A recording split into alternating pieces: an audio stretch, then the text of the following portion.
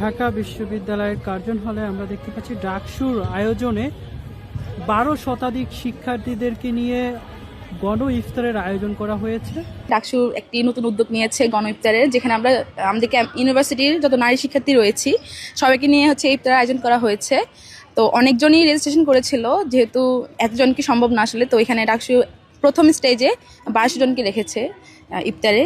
তো আমার কাছে বেশ ভালো লেগেছে খাবার, এরপর অ্যারেঞ্জমেন্ট, ওদের যে এনভায়রনমেন্ট সবকিছু মিলে অনেক ভালো ছিল। আমি সনাতন ধর্ম থেকে অংশগ্রহণ করেছি, যেহেতু গণ ইফতার, তো এখানে কোনো ভেদাভেদ ছিল না কে কোন ধর্মের, তো সব ধর্মের মানুষ এসেছি আমরা, অ্যান্ড আমিও পার্টিসিপেট করেছি। এবার সবার জন্যই সেম খাবার রেখেছে, বাট সমস্যা নেই, এটা পরবর্তীতে হয়ে যাবে। ডাকসু কর্তৃক আজকের আয়োজনে আমাদের অনেক আপুরা আসছেন, প্রায় 1200 জন শিক্ষার্থী আমাদের আজকের প্রোগ্রামে উপস্থিত ছিলেন।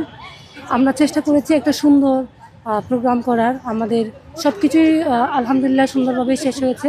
কিন্তু একটা বিষয় আমাদের লক্ষ্য করা উচিত ছিল বলে মনে করছি, যেটা হলো আমাদের কয়েকজন শিক্ষার্থী আমাদের অমুসলিম, ওনারা আমাদের বিফতারিতে অসন্তোষ প্রকাশ করেছে। তাদের সংখ্যা যদিও খুবই কম, কিন্তু আমাদের লক্ষ্য রাখা উচিত ছিল যে তারা আসবে।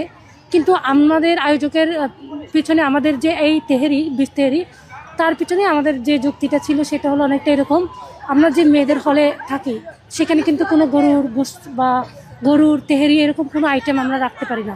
আমাদের মেয়েদের হলে আমরা সারা বছরই গোশত খেতে পারি না। সে জায়গায় আমরা আজকে একটা সুন্দর ইফতার মাহফিল করলাম। গণ ইফতারের আয়োজনে আমরা চেষ্টা করেছি আমাদের শিক্ষার্থী বোনদের মুখে গরুর গোশত তুলে দেওয়ার আর কি। তো ওই বিষয়টা মাথায় রেখে আয়োজন করতে গিয়ে আমরা হয়তো কয়েকজন শিক্ষার্থীর বিষয়টা আমরা মাথায় রাখিনি, এই জন্য আমি আন্তরিকভাবে দুঃখ প্রকাশ করছি। আশা করব আমরা ভবিষ্যতে যদি এরকম কোনো পরিকল্পনা করি আমাদের মুসলিম বোনদের সংখ্যাটা নিয়ে তাদের জন্য আলাদা ব্যবস্থা রাখার, ইনশাল্লাহ।